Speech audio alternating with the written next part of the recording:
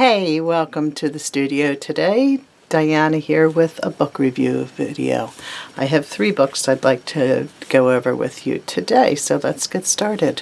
This first book is kind of your classic printmaking book in terms of a graphic look, and it's a very good book. It's well done. It's by Christine Schmidt, who has a studio called Yellow Owl Workshop.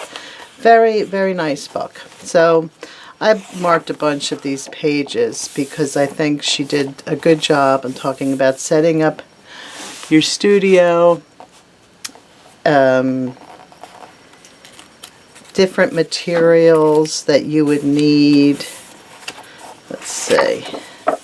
She talks about composition, elements of design, basic art information, and repeat, which I think a lot of the books talk about, but this is a nice example of a really simple motif. Now, she also talks about potato carving. This is one of the projects. I have a little complaint here in that I don't think you should hold a potato while you're carving it. This is like a recipe for you should slice a piece off the bottom of the potato and set it down and hold it as you would any other block you're carving. But you can see there's a sweet potato. Very nice. You know, really, to go out shopping for potatoes to carve, what a fun thing to do. Let's see, what's next on my... the silhouettes with contact paper. She shows you how to use contact paper to do some stenciling, essentially, and this is a great project, and everything is presented in project form. Silk screen. I always want to do silk screen, but I just can't seem to push myself and get the equipment. I've done it, but it's just equipment. And this I just... If you don't know about cyanotype, you should. This is super fun. It's treated paper that you put a stencil over, essentially, and put out in the sun and expose it. It's a wonderful, simple technique. I've done it with kids, and the science behind it is really interesting. And then a project here that shows you how to embroider using carbon paper and dryer sheets. So I think there's a lot of really fun projects in here. I'm just going to flip back. Image transfers. It talks about making a batch of personalized note cards. That's cork.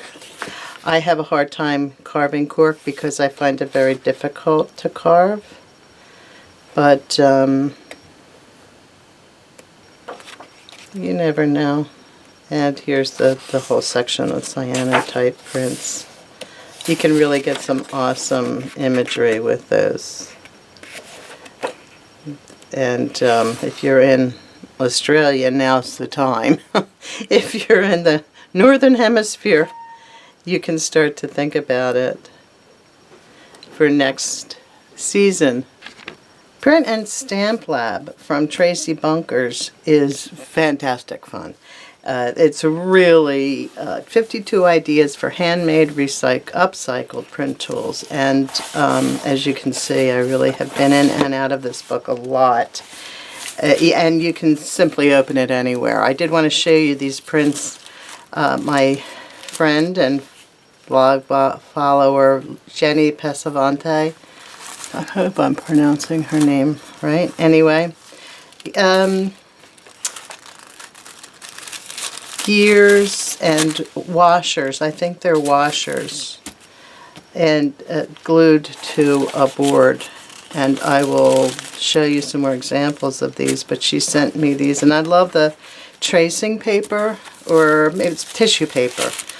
The tissue paper is a really great place to put a lot of prints on, because when you glue that down, collage things down, it really disappears into the paper. So there's some really great examples here, and I'm particularly partial to gaskets and rubber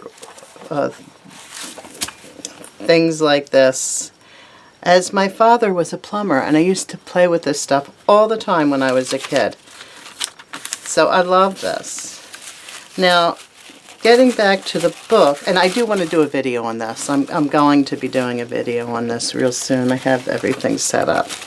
Getting back to the book is, you can really open this book anywhere and just go, oh, idea. Foam cube stamps. And here she has 2 foam cubes with different things. Heat up your foam cube and impress. And then there's examples of overprinting here.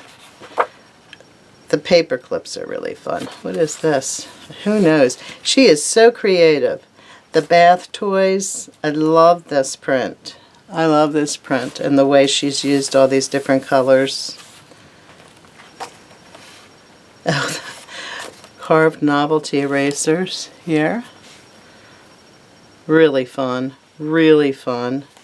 They're a little hard to carve, I find. I have a little trouble with those. Foam plates, another highly available material. Let's go to the ones I actually marked for you. Furniture legs, tips, and cups. Leg tips and cups. I mean, look at the print she made. Oh, the foot care cushions. These are amazing. Go to the drugstore. I really want to do this. I haven't done, this is one I haven't done yet. And really the toe spacer, the pattern she's created with this simple item, it really encourages you to take a look at anything you have around the house. And these are the alphabet. The flip-flops is an interesting one because you can use the flip-flop also to heat emboss it to make an impression. And again, she's buttons here, but anything. I would be tempted to, I don't know. And so she says here, the foam for the most inexpensive flip-flops, to use that. And I love this. I love this. And I've actually done this with erasers, but this is one of those foam marshmallows, and she put it on a nail and rolled it. I absolutely adore that print. It's got that rounded rectangle. I'm crazy about rounded rectangles. Yeah, you can really go anywhere in here and find something. Some things have been kind of in the common knowledge area for a while, but most things are not, and she really, really explored. So this is something this is a great resource to have. I can't recommend this book enough. The last book in today's batch is called The Art of Decorative Paper Stencils. Now, they're not referring to stencils in the way that we generally think of them, but rather the snowflake, the kind of stencils that are snowflakes. We used to make the snowflakes when you were in grade school. So this is cutting, folding and cut, and there's just such a huge variety. And if you love paper as much as I love paper, this is going to be maybe something that you would love. So she goes from country to country here and draws inspiration, which I really love that, to look at a country's motifs and to draw inspiration from that. Here's France, Portugal, USA. So she tells you I mean, really, the supplies are simple. I use origami paper or any other kind of lightweight paper, You could use painted sumi paper. And she gives you the folding instructions and the different methods of folding. And then she gives you, I'm still going through, let me see. She gives you the cutting instructions. I have used these for making stencils. So, in other words, here's the finished project here. She tells you which way to fold it, and then she gives you the cutting instructions. So that's a pretty complicated one. But you're going to fold it and then cut it along the line. So what you do is you draw it. This is a super simple one. You draw on your paper and then you cut around the drawing. And you unfold it and you have something pretty wonderful. And like I said, I have used these as stencils. Super cool book. And this is a great place to go if you're feeling a little bit like blocked, or not blocked, but I listen, about blocked, and here I go, ramble off the topic again, but about blocked. I don't know, I think there's two ways of being blocked. One is that you're afraid to start, and the other is that you're just like tired. Your creativity is tired. And I think when it's that, you should get busy with something simple like a book like this is just fun. So that's my thoughts on that, my unsolicited thoughts on that. But anyway, that is my book reviews for today.